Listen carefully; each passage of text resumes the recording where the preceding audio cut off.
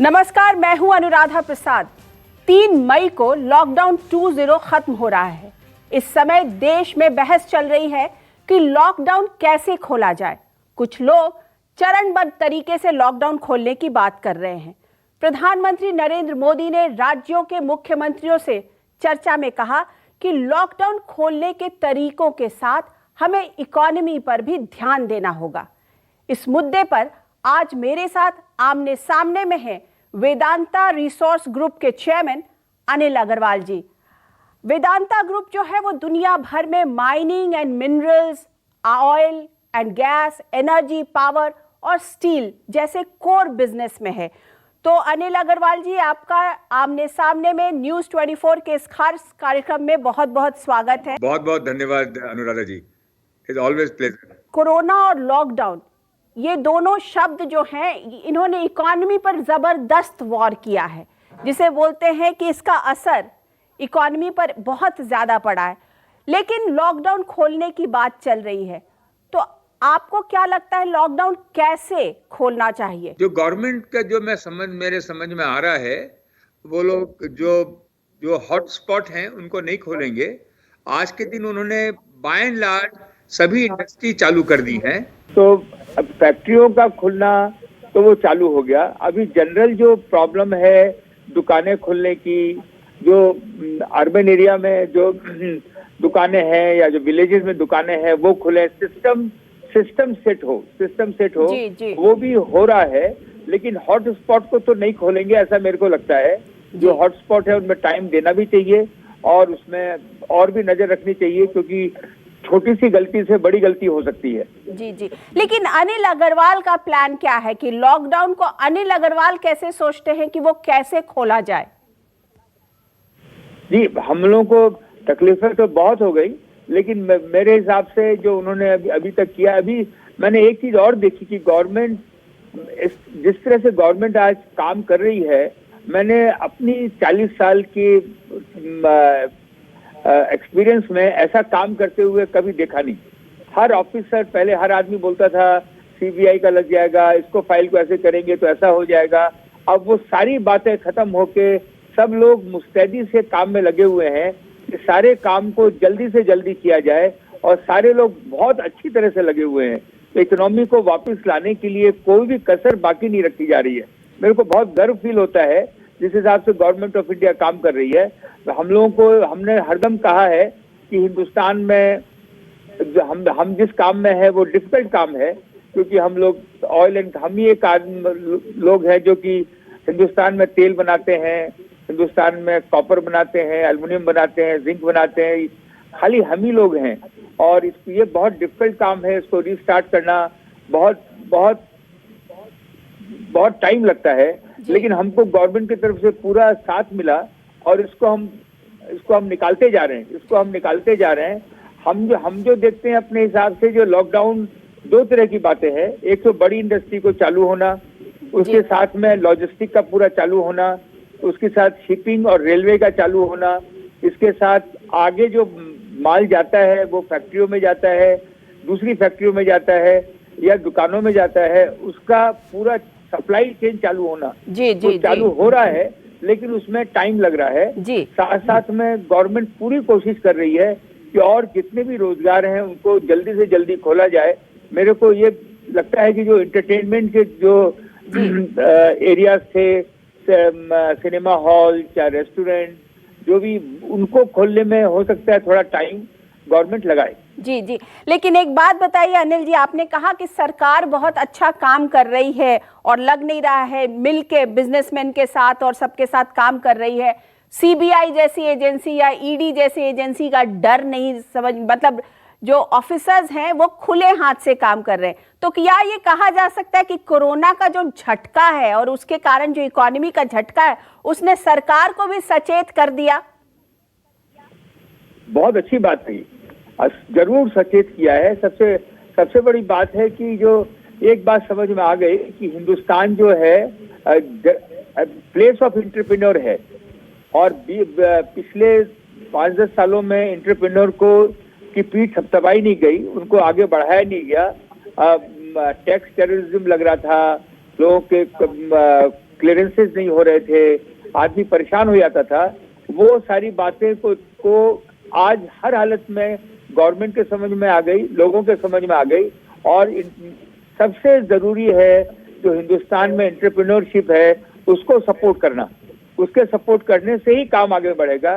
पहले टाइम था कि गवर्नमेंट की कंपनियां काम करती थी, उससे काम चलता था। अब ये समझ में आ गया कि नहीं, गवर्नमेंट का काम जो है वो टैक्स कलेक्ट करना है, इंफ्रास्ट्रक्चर बढ़ाना है, हेल्थ के ऊपर ध्यान देना है, एजुकेशन के ऊपर ध्यान देना है। लेकिन बिजनेस चलाना गवर्नमेंट का काम नहीं है। Government has no business to be in business, ये प्रधानमंत्री जी ने भी कहा है। और इसके लिए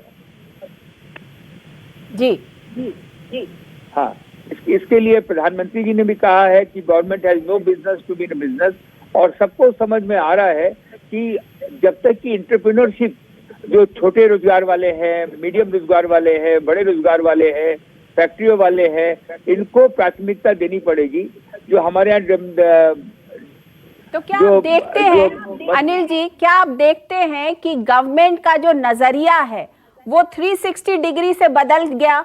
एक झटके ने, कोरोना ने एक झटके में इंडिया के भारतीय जो अपनी गवर्नमेंट है, अपनी जो इंडियन गवर्नमेंट है, उसका देखने का नजरिया जो है वो 360 डिग्री से बदल गया, हर चीज को देखने का नजरिया। जी एकदम बदला है, आपने भी बहुत सही बोला। मेरे को कभी ऐसी उम्मीद नहीं थी कि इस तरह का कभी हिंदुस्तान हो सकता है। आज के दिन सबसे बड़ी बात है कि सारा काम तो अफसर लोग करते हैं, और ये अफसर लोगों की जो माइंड चेंज हुआ है, पॉलिटिशियन जो काम कर रहे हैं, जो काम कल होना है उसको आज कर रहे हैं, इससे देख के बहुत आशा जगती है। जो नुकसान हो गया वो तो नुकसान हो गया, उसके भरपाई जो टाइम लगेगा उसमें होगा। लेकिन आने वाले दिनों में हिंदुस्तान की एक ऐसी पोजीशन है, जैसे मैं नई बात बोल रहा हूँ, हिंदुस्तान की ऐसी पोजीशन है कि दुनिया में आज अमेरिका चाइना लड़ रहा है, और सारी दुनिया, यूरोप जो है वो उनके दूसरे बहुत सारे मुद्दे हैं। उस बीच में एक हिंदुस्तान एक उभर के ऐसी जगह, ऐसी कंट्री आने वाली है जो कि न्यूट्रल है, जहाँ की हर आदमी इन्वेस्ट कर सकता है, काम कर सकता है। और ये बहुत बड़ी अपॉर्चुनिटी है हम लोग के यहाँ गरीबी हटाने के लिए, रोजगार बढ़ाने के लिए। हम अपना एटीट्यूड सही रखें, हर हालत में एंटरप्रेन्योर को सपोर्ट करें, हर हालत में क्लियरेंसेज जो है इमीडिएटली हो और सपोर्ट पूरा मिले। तो मेरे को लगता है कि आने वाले दिनों में एक इतना बड़ी आस आई है हिंदुस्तान में, उसको छोड़ना नहीं चाहिए। जी एक बात बताइए करके दिया है कि कोर सेक्टर बहुत ज्यादा इम्पैक्ट पड़ा है कोर सेक्टर पे, और ये बहुत इंपॉर्टेंट होता है किसी भी देश की इकोनॉमी के लिए कि जो वहाँ का कोर सेक्टर जो है वो परफॉर्म करे, क्योंकि उसी के बेसिस पर पूरा देश आगे बढ़ता है। आपको क्या लगता है कि जो कोर सेक्टर है उसके सामने देश में ही नहीं पूरी जगह पे, विश्व में कितना बड़ा चैलेंज है? बहुत अच्छी बात कही अगेन आपने कि जो कोर सेक्टर है उसी से वो सूत्रधार है, वो सूत्रधार से ही सारे काम आगे बढ़ते हैं। तो कोर सेक्टर पे बहुत बड़ा प्रभाव पड़ा है। लेकिन मेरे को लगता है आने वाले दिनों में कोर सेक्टर में हम लोग इतनी बड़ी तादाद में थे भी नहीं। कोर सेक्टर में जैसे जो इंडस्ट्रियां है, ऑयल की इंडस्ट्री है, सीमेंट की इंडस्ट्री है, स्टील की इंडस्ट्री है, एल्युमिनियम की इंडस्ट्री है, इंफ्रास्ट्रक्चर है, ये जो कोर सेक्टर है इनमें गवर्नमेंट बहुत कॉन्शियस रही है पिछले दिनों में। उन्होंने इस इंडस्ट्री को पूरा सपोर्ट किया है, कोशिश भी की है कि कोरोना के टाइम में, लॉकडाउन के टाइम में ये फैक्ट्रियां कम से कम बंद हों। तो ये मेरे को लगता है पूरी दुनिया में लॉकडाउन हो गया, लेकिन हिंदुस्तान में गवर्नमेंट ने हरदम सपोर्ट किया है कि हमारी कोर सेक्टर की इंडस्ट्री को, क्योंकि बहुत कम है, हम तो इंपोर्ट बेस्ड कंट्री हैं, सब चीज इंपोर्ट करते हैं। मेरे को समझ में नहीं आता हिंदुस्तान में इंपोर्ट क्यों करते हैं। हमारे यहाँ जो जियोलॉजी है, हमारे यहाँ जो ह्यूमन पावर है, हमारे यहाँ जो नेचुरल रिसोर्सेज हैं, उसके बाद भी हम लोग रात दिन इंपोर्ट क्यों करते हैं। लेकिन जो भी इंडस्ट्री थी उनको बहुत सपोर्ट दिया है, और आने वाले दिनों में मेरे को लगता है कि इसमें फर्क जरूर आया है, लेकिन ये पिकअप कर लेगा। जी एक बात बताइए, आप ऑयल के सेक्टर में भी हैं, और आजकल बोला जा रहा है कि तेल जो है वो तेल लेने गया, क्योंकि तेल को कोई खरीद ही नहीं रहा है। अगर ब्रेंट तो माइनस में चला गया था एक दिन, तो तेल अगर नहीं खरीदा जाएगा तो इंफ्रास्ट्रक्चर के लिए फिर ऑल्टरनेटिव क्या है? क्या हम कैसे आगे बढ़ेंगे? तो आपको लगता है कि जो ऑयल इंडस्ट्री है वो बाउंस बैक करेगी? दो बातें हैं इसमें। एक तो हिंदुस्तान में प्रधानमंत्री जी लास्ट 4-5 दिन में बार बार बोल रहे हैं कि हमको आत्मनिर्भर होना है, और आत्मनिर्भर के लिए तेल सबसे बड़ी चीज है, क्योंकि हम लोग 3 साइड हमारे सी है। अगर कहीं भी कोई भी गल्फ में कभी भी कोई झंझट हुआ, अगर वो हमारे घर में अगर तेल नहीं पहुंचा तो हिंदुस्तान में बहुत बड़ी तकलीफ आ जाएगी। तो हिंदुस्तान में तेल का प्रोडक्शन होना ही चाहिए। आज हिंदुस्तान में तेल का प्रोडक्शन होना ही चाहिए। ONGC बनाती है गवर्नमेंट सेक्टर में, और हम प्राइवेट सेक्टर में बनाते हैं। इसके अलावा कोई नहीं बनाता है। हम कम से कम भी 20 दूसरी कंपनियां आनी चाहिए जो कि हिंदुस्तान में तेल और गैस का उत्पादन करे। इसके लिए गवर्नमेंट भी बहुत सजग है, लेकिन गवर्नमेंट की ड्यूटी और टैक्सेस इतने हैं जो कि सारी दुनिया में सबसे ज्यादा है। मैं बार बार गवर्नमेंट को बोलता हूँ कि आप लोग जो हैं रेवेन्यू माइंडेड मत होइए, प्रोडक्शन माइंडेड होइए। और वो हड्डी में से जैसे डॉग जो है वो खून निकालने की कोशिश करता है, वो अपने खून निकालता है। तो जब तक कि आप रेवेन्यू माइंडेड छोड़ करके प्रोडक्शन माइंडेड नहीं होंगे, तब तक ये प्रोडक्शन बढ़ेगा नहीं। आज तेल में हिंदुस्तान में सबसे ज्यादा टैक्सेस एंड ड्यूटीज हैं, जो कि दूसरे दुनिया के बड़े से बड़े मुल्क में, छोटे से छोटे मुल्क में ये दुगना है। इसको कम करना ही पड़ेगा, जिससे कि हम आत्मनिर्भर हो सकें। कम से कम 50% तेल हम अपना बना सकें।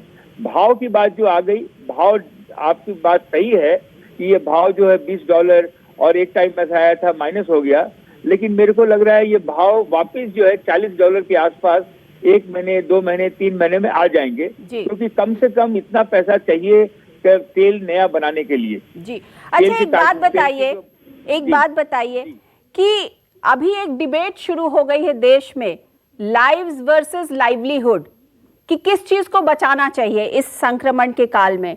जिंदगी बचानी चाहिए या बिजनेस को बचाना चाहिए? क्योंकि अगर जिंदगी बचाई वेरी गुड, बिजनेस अगर खत्म हुआ तो फिर आगे भूखमरी होगी, वो कैसे होगा? सबसे जरूरी है कि जिंदगी बचाना चाहिए, लेकिन बिना बिजनेस के चाणक्य ने कहा था, हम लोग बिहार के हैं तो हम लोगों को बहुत प्राउड फील होता है। चाणक्य ने कहा था चंद्रगुप्त मौर्य के टाइम में कि वही देश आगे बढ़ सकता है जिसको कि वो कॉन्शियस रहे इकोनॉमिक डेवलपमेंट के लिए। तो हिंदुस्तान के साथ ये जरूर लागू होता है कि बिजनेस अगर चलेगा तो आदमी की लाइवलीहुड चलेगी, नहीं तो हमारे पुराने जैसे जमींदार लोगों को खराब करते थे, उनसे सारे पैसे ले लेते थे, वही हाल हिंदुस्तान का हो जाएगा कि फॉरेनर जो हमारे यहाँ के सारे रिसोर्सेज हैं वो ले लेंगे और हम लोग हरदम गरीब की गरीब रहेंगे। तो दोनों चीजें जरूरी हैं। जी, लेकिन ये देखा जा रहा है कि काफी कुछ मुख्यमंत्री जो हैं वो डरे हुए हैं, स्टेट के जो चीफ मिनिस्टर्स हैं वो डरे हुए हैं कि नहीं खोलना चाहिए, लॉकडाउन और आगे बढ़ाना चाहिए। हम लोगों की हेल्थ सर्विसेज जो है उतनी कॉम्पिटेंस नहीं है उसमें कि हम इस प्रेशर को झेल सकें। देखिए, हमारे यहाँ बहुत अच्छे सक्षम पॉलिटिशियन हैं। हर्षवर्धन जी जो हैं खुद डॉक्टर हैं और बहुत सक्षम हैं, और उनके ऊपर पूरा भार है। मेरे को लगता है कि वो सही दिशा में सही डायरेक्शन लेंगे, सही डिसीजन लेंगे, और जहाँ जहाँ जरूरत है वहाँ खोलेंगे और जहाँ जहाँ जरूरत नहीं है वहाँ नहीं खोलेंगे। लेकिन एक साथ पूरा बंद कर देना, ये सारी दुनिया यही चाहती है कि हिंदुस्तान बंद हो जाए, वो नहीं करना चाहिए। अच्छा, ये बताइए, आपका तो बिजनेस पूरे दुनिया में फैला हुआ है कि अमेरिका या ब्रिटेन जैसे देश से कहाँ चूक हो गई कि वहां कोरोना का जो ये जो संक्रमण है वो इतना ज्यादा फैल गया? मैं तो वहाँ इंग्लैंड में रहता हूँ। हमको खुद को आश्चर्य होता था कि जब यहाँ सारा क्लैम्प डाउन हो रहा था तो वहाँ सारे मूवमेंट सब चल रहे थे। वहाँ पे लोगों को किसी को विश्वास भी नहीं था कि ऐसा कुछ हो सकता है। हमारे प्रधानमंत्री जी बहुत दूरदर्शी थे, उन्होंने बहुत एडवांस में लॉकडाउन कर दिया। तो ये मैं तो इतना क्वालिफाइड नहीं हूँ कि कहाँ भूल चूक हो गई, लेकिन ये जरूर है कि हिंदुस्तान ने आगे से आगे बढ़ के इस काम को किया है। उसकी सारी दुनिया में बहुत ज़्यादा सराहाया जा रहा है, और जो उन्होंने मेडिसिन भी सप्लाई की सारी दुनिया को, उसको भी बहुत सराहाया जा रहा है। तो इंडिया ने अपनी एक पोजीशन बनाई है इस कोरोना के टाइम में भी। जी अच्छा, अनिल जी ये बताइए कि सब कोई मांग कर रहे हैं कि बेल आउट पैकेज देना चाहिए, सरकार को बेल आउट पैकेज देना चाहिए, क्या आपको लगता है कि जो बड़ी इंडस्ट्रीज हैं, जो बिग कॉर्पोरेट्स हैं, उनको भी बेल आउट पैकेज की जरूरत है? इसमें तो बड़े छोटे का सवाल है ही नहीं, इसमें तो सब लोग ही तकलीफ में हैं, क्योंकि बड़े बड़े भी तो, जो बड़े हैं वो भी तो बड़ी कंपनियां चलाते हैं, उनके भी वही तकलीफें हैं जो छोटी को है। लेकिन ये बात पक्की है कि पहले छोटे को देखें, उसके बाद ऊपर आए। लेकिन आज सबसे बड़ी बात होगी, जो भी बेल आउट पैकेज आते हैं वो सबसे ज्यादा पब्लिक सेक्टर में चले जाते हैं। डिस्क्रिमिनेशन बहुत है हिंदुस्तान में, सबसे ज्यादा पब्लिक सेक्टर में चले जाते हैं। मेरे को कोई एतराज नहीं है पब्लिक सेक्टर में, लेकिन दो दृष्टि से नहीं देखें। आने वाले टाइम में मैं हरदम कहता हूं कि हिंदुस्तान गवर्नमेंट को कोई बिजनेस चलाना नहीं चाहिए। लेकिन आपकी बात सही है, और मेरे को भी इसमें विश्वास होता है कि पहले छोटे इंडस्ट्री वालों को ध्यान देना चाहिए, उसके बाद बड़े इंडस्ट्री वालों को ध्यान देना चाहिए। जी, ये कहा जा रहा है कि इंडिया में पोस्ट कोरोना बहुत ज्यादा अनएम्प्लॉयमेंट होने वाला है। तो वो अगर अनएम्प्लॉयमेंट, और कोई लोग कह रहे हैं कि 14 करोड़ तक जॉब्स जा सकते हैं, क्योंकि अगर आप कमाएंगे नहीं तो जॉब कैसे देंगे, किस तरीके की सिक्योरिटी प्रोवाइड करेंगे? तो उसके लिए क्या करना चाहिए, कैसे करना चाहिए कि जॉब्स लोगों के बचें? क्या रास्ता आप सुझाते हैं? आपके यहाँ खुद इतने एम्प्लॉइज हैं अक्रॉस द कंट्री। हाँ, बड़े दूरदर्शिता के हिसाब से मैं बोलूंगा तो 5 चीजें मेरे समझ में आती हैं वो गवर्नमेंट को करनी चाहिए। सबसे पहला है कि जितने भी मिनरल्स हैं हमारे यहाँ, जितने भी नेचुरल रिसोर्स हैं, उनको पूरी तरह खोल दे। उसमें कहीं भी कोई डिस्प्यूट नहीं रखे, चाहे हमारे यहाँ कोयला हो, चाहे एल्युमिनियम हो, चाहे कॉपर हो, चाहे ऑयल हो, चाहे सोना हो, चाहे कोई भी चीज हो, उसको खोले। उसमें बहुत बड़ा एम्प्लॉयमेंट जनरेट हो जाएगा। दूसरा जो है, हमारी जो पब्लिक सेक्टर हैं उसमें करीब 40 कंपनियां हैं और 10-12 बैंकें हैं। ये सारे में बहुत पोटेंशियल है, ये 3-3 गुना 4-4 गुना आगे बढ़ सकती हैं। इनको सबको अनिल अग्रवाल को नहीं दो, प्राइवेटाइज नहीं करो, लेकिन कॉर्पोरेटराइज कर दो। आज L&T चलती है, HDFC चलती है, तो ये कंपनियां भी चल सकती हैं। इन कंपनियों के जो प्रबंधक हैं उनको जॉइंट सेक्रेटरी को रिपोर्ट नहीं करना पड़े, वो इंडिपेंडेंट हो जाएं। नंबर 3 हमने कहा कि कलेक्टर को बहुत एम्पावर कीजिए। हिंदुस्तान में कलेक्टर बहुत सक्षम है, उनकी ट्रेनिंग बहुत जबरदस्त है। 700 जिले हैं, 700 जिलों उनको CEO बनाया जाए, बिजनेस डेवलपमेंट ऑफिसर बनाया जाए। उनको बोलो आपके एरिया में हमको एजुकेशन, एग्रीकल्चर, इंडस्ट्री, माइनिंग, अपना टूरिज्म, ये सब की आप प्लानिंग करो। और आपके बियॉन्ड कोई डिसीजन नहीं होगा, पॉलिसी डिसीजन ऊपर में होगा, बाकी सारे कलेक्टर डिसीजन लेंगे। हमारे 28 साल का कलेक्टर है, वो इतना सक्षम है, उसको 50 साल का SP आके उसको सैल्यूट मारता है। तो उसको में ये जो कलेक्टर का जो एम्पावर करना है, उससे बहुत बड़ा देश में काम आगे बढ़ेगा। तीसरा मैंने हरदम कहा है, टूरिज्म को, हिंदुस्तान में 10,000 साल की हमारी धरोहर है, ये भी सारी की सारी गवर्नमेंट सेक्टर में है। इसको भी ओपन अप करके आप इसको इंडिपेंडेंट कर दीजिए, गवर्नमेंट से कोई मतलब नहीं रहे, इंडिपेंडेंट कीजिए। इंडिपेंडेंट करने से इनमें 10-10 गुना ज्यादा इन्वेस्टमेंट आएगा। हमारे यहाँ अजंता है, हेलो जी बोले हाँ जी। इसमें अजंता एलोरा है, दुनिया भर की, हमारे यहाँ हर तरह आप देखिए, हमारे बीचेस है, माउंटेन है, टेम्पल्स हैं, मोनामेंट्स हैं। इनको अगर इंडिपेंडेंट कर देंगे तो 10-10 गुना पूरी दुनिया हिंदुस्तान में आना चाहती है, और इसमें जो रोजगार बढ़ेगा वो अनपैरेलल है। इसमें रोजगार बहुत बढ़ेगा। उसके बाद सबसे ज्यादा आई चाइना पे रखनी चाहिए, क्योंकि चाइना में लोग कम जाएंगे और हिंदुस्तान न्यूट्रल है, उसमें लोग आएंगे। तो उसमें जो भी इंडस्ट्री हम यहाँ अट्रैक्ट कर सकें, उस इंडस्ट्री को अट्रैक्ट करना चाहिए। तो ये 4-5 चीजें हमारे दिमाग में आती हैं, इसको अगर आगे बढ़ाएंगे। कि ब्रिटेन और US से जो इंडस्ट्रीज थी जो चाइना में थी, मतलब ब्रिटेन की होल्डिंग इंडस्ट्री, लेकिन वो चाइना में ऑपरेट कर रही थी, मैन्युफैक्चरिंग चाइना में कर रही थी, वो क्या इंडिया आना चाहेंगी? उनका परसेप्शन बदला है? उनको लगता है कि जो हमारे यहाँ की ब्यूरोक्रेसी थी, जो लाल फीता शाही जिसको बोलते हैं, उससे वो झेल पाएंगे, वो निकल पाएंगे और यहाँ पे इंडस्ट्री लगाएंगे? जो आपने बात बोली हम लोग तो बोल ही नहीं सकते क्योंकि हम लोगों के पास जबान नहीं है, लेकिन आपने जो बात बोली है उसको आज टेक्नोलॉजी के माध्यम से उसको बाइकआउट करना चाहिए, उसको हर हालत में स्ट्रेट करना चाहिए। हिंदुस्तान में लोग बहुत ज़्यादा आना चाहते हैं, लेकिन उनको आपने जो शब्द यूज़ किया उससे लोग बहुत डरते हैं। जब हमारे प्रधानमंत्री जी बाहर जाके बोलते हैं हमारा रेड टेपिज्म नहीं है, हमारे यहाँ रेड कार्पेट है, लोग बहुत खुश होते हैं। मैं उम्मीद करता हूं कि इस टाइम में इसको हम लोग बाइकआउट करके आगे निकलें, लोगों को हर हालत में सपोर्ट करें, उनके जितने भी प्रॉब्लम्स हैं उनको जल्दी से जल्दी दूर करें, तो ये बहुत आगे बढ़ेगा।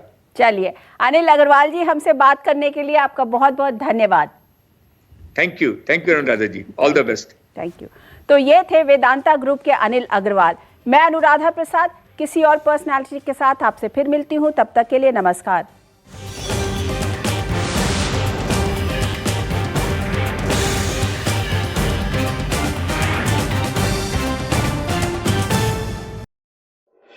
अगर आपको हमारा ये वीडियो पसंद आया हो तो इसे लाइक और शेयर जरूर करें। अगर इस वीडियो पर आपकी कोई राय है तो नीचे कमेंट भी कर सकते हैं। और हाँ, देश और दुनिया की तमाम खबरों से वाकिफ रहने के लिए अभी सब्सक्राइब करें न्यूज़ 24 का यूट्यूब चैनल। न्यूज़ 24, निष्पक्ष खबरें।